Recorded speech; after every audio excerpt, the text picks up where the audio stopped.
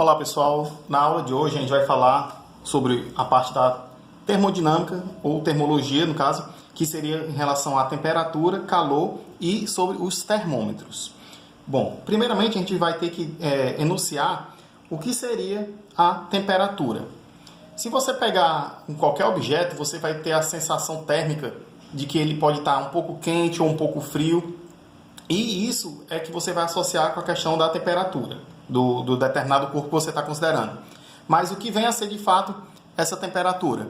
Bom, se você analisar, todos os corpos que existem, eles são compostos por átomos, por moléculas, por elétrons e tudo mais. E para cada partícula dessa que você tem, ela vai estar sempre tendo um movimento associado a ele. Ou seja, a temperatura ela vai estar associada ao grau de agitação das partículas que compõem aquele corpo que você está considerando. Por exemplo, se você pega um copo d'água e diz que ele está com uma temperatura de 26 graus Celsius, por exemplo, isso quer dizer que as partículas que compõem aquele copo de água estão se movimentando de tal forma que a gente correspondeu a essa temperatura.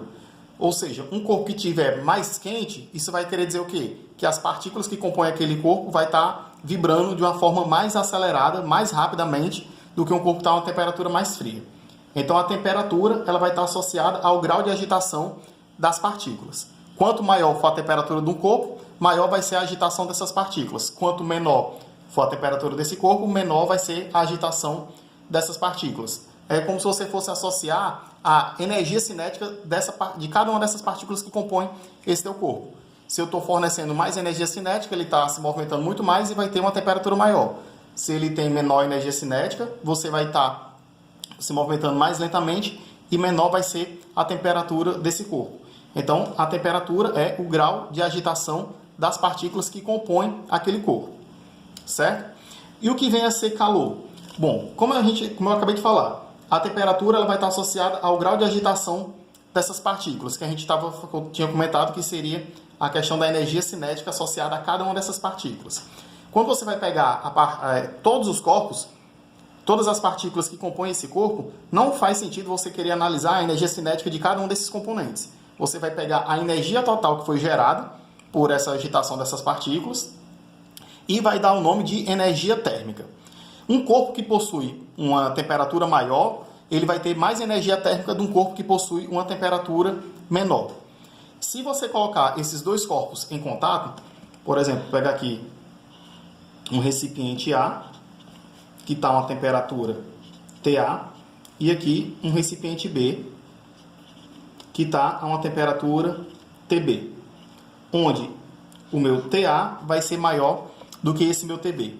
O que é que vai acontecer? Se esse meu corpo A ele tem uma temperatura maior do que esse meu corpo B, você vai estar fazendo com que a energia térmica desse corpo A flua em direção a esse corpo B. Ele vai estar irradiando temperatura para esse meu corpo B. Essa movimentação de energia térmica passando de um corpo mais quente para um corpo menos quente é o que a gente chama de calor.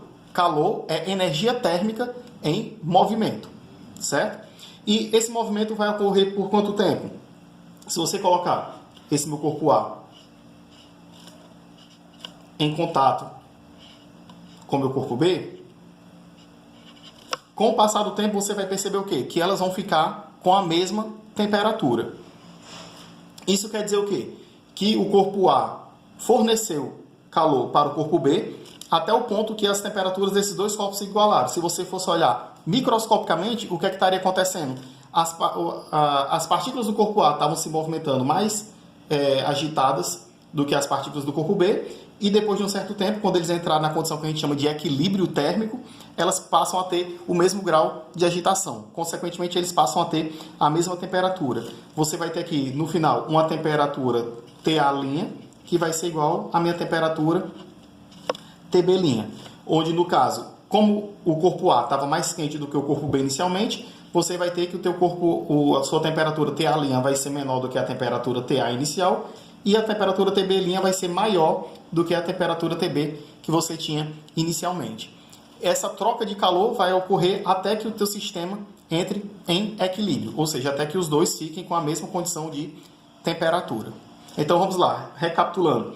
Temperatura está associada ao grau de agitação das partículas que compõem o teu corpo, o teu sistema, e calor é energia térmica em movimento.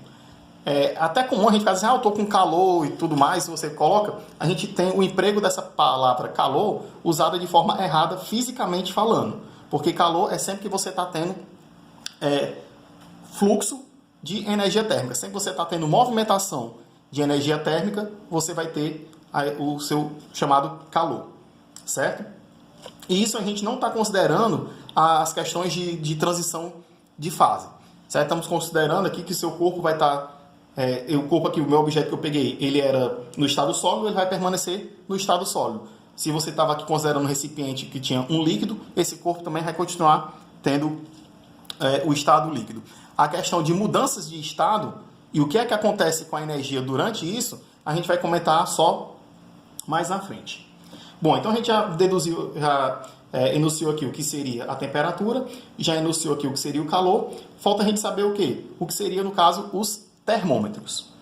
Bom, o termômetro, hoje em dia todo mundo conhece, né? Você pode ter, muita gente tem em casa de vários tipos diferentes, por exemplo, aquele termômetro de mercúrio. Hoje em dia a gente tem o termômetro também eletrônico e muita gente também já deve ter visto aquelas câmeras em shopping que você consegue identificar a temperatura do corpo através da radiação infravermelha que o corpo está emitindo.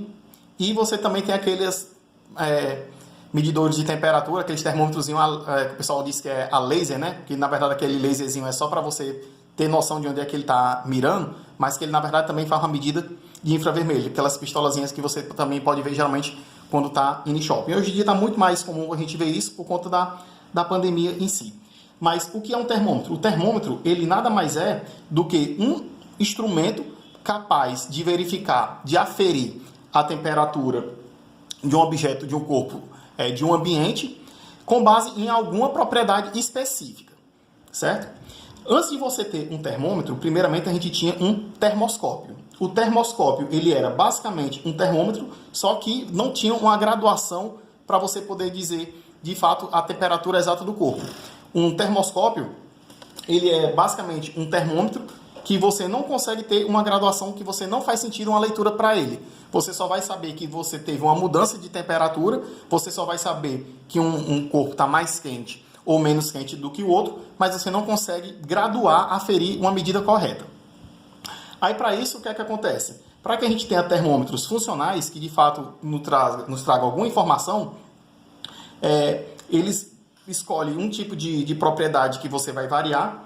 Como assim, professor? Por exemplo, no termômetro de mercúrio, aquele amarelinho que a gente geralmente vê em farmácia, tem em casa, tem em hospitais, o que é que acontece? Aquele bulbozinho que está cheio de mercúrio, quando você coloca ele embaixo do braço, na pele, qualquer canto, ele começa a aquecer. Quando ele aquece, o mercúrio que está dentro começa a se dilatar.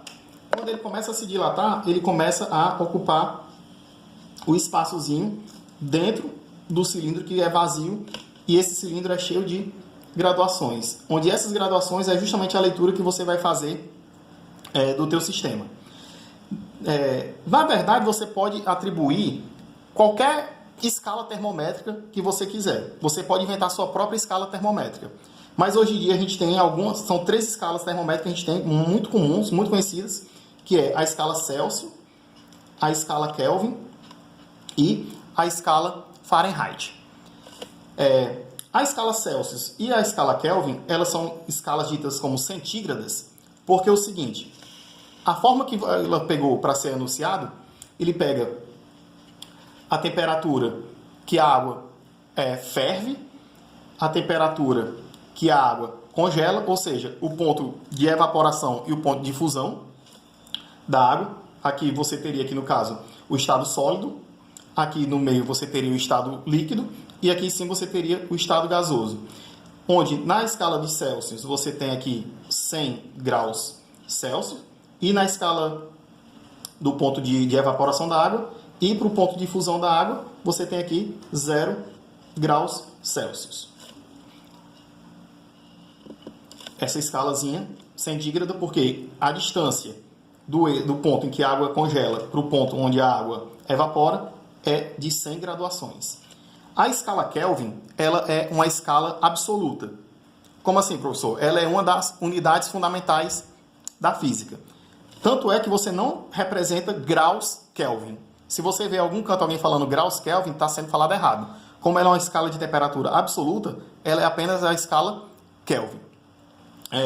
Que ela também é uma escala centígrada, ou seja, a distância entre o ponto de congelamento e o ponto de fusão da água também são 100 passos nessa graduação.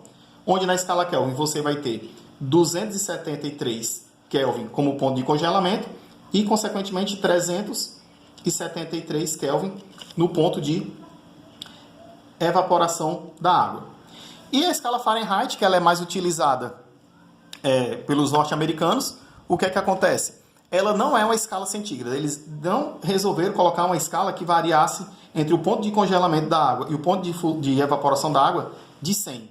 Eles escolheram de 180, onde eles pegaram e atribuíram aqui o valor de 32 graus Fahrenheit para o ponto de congelamento da água e, consequentemente, como você vai somar 180, você tem aqui 212 graus Fahrenheit.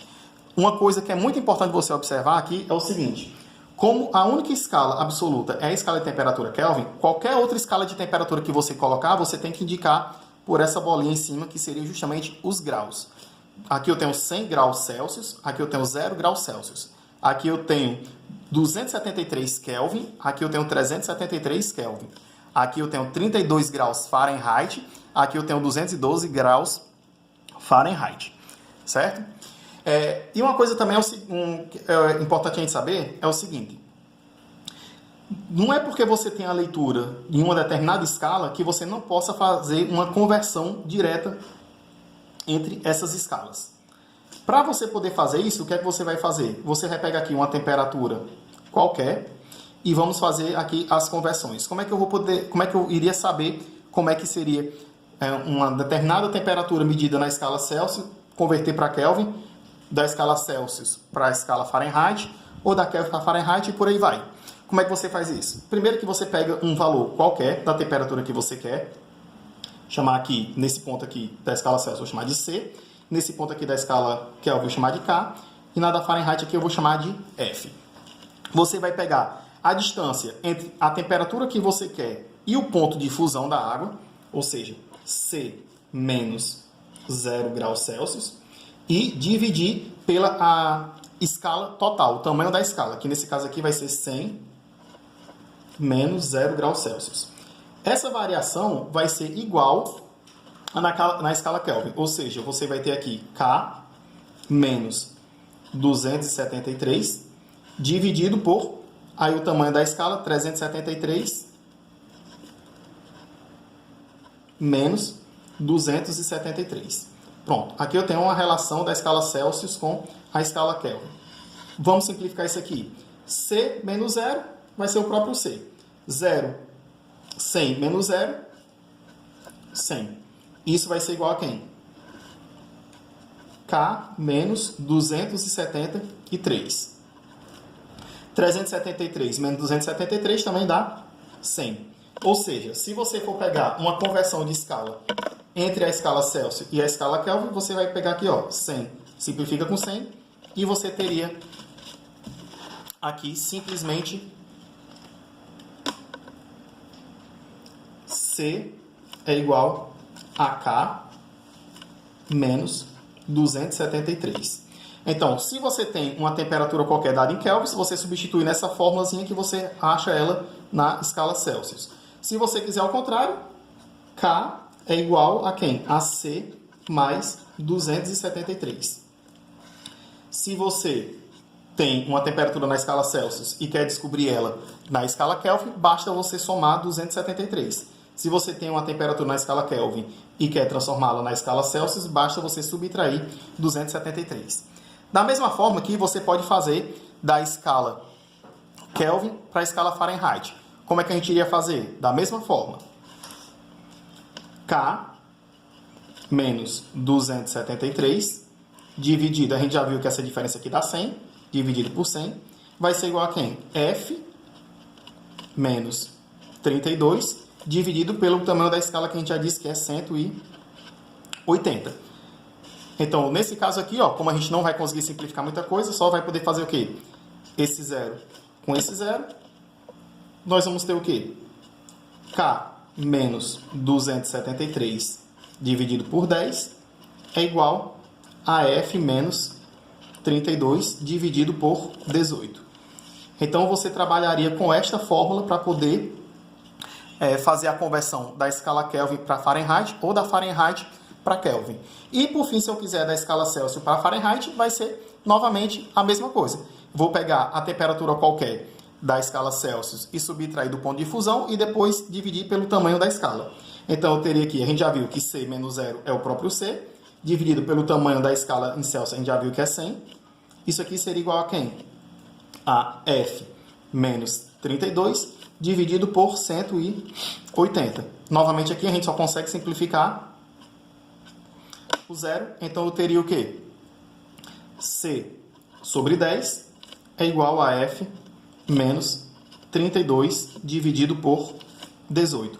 E essa seria a relação que você vai pegar para poder fazer a transformação entre as escalas.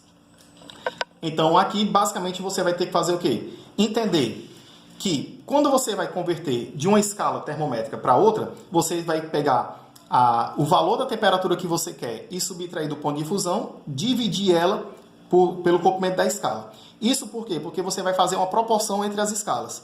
Isso vai garantir o quê? Que essa diferença da temperatura que eu quero para o ponto de fusão dividido pelo comprimento da escala vai ser igual para cada uma delas. Então, é sempre isso. A temperatura que eu quero menos o ponto de fusão dividido pelo tamanho da escala. Você vai fazer isso e vai igualar cada uma entre si.